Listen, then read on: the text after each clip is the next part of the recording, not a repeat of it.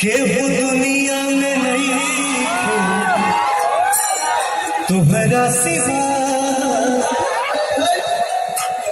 तुम्हारा सिवा प्यार में नहीं की गोरी। हम बेवफा, हम बेवफा, के वो दुनिया में नहीं तुम्हारा सिवा, तुम्हारा सिवा प्यार में नहीं की गोरी। हम बेवफा, हम बेवफा।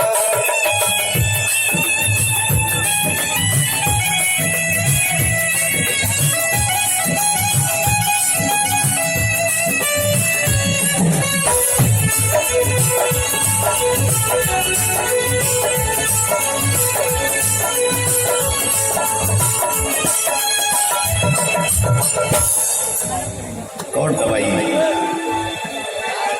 कवि का भाव देखिए, इसीलिए कहा गया है कि जहां ना पहुंचे रवि वहां पहुंचे कवि। लिखने के अंदाज देखिए, क्या लिखावट। जीना छूट जाए और तुझसे नहीं टूट जाए।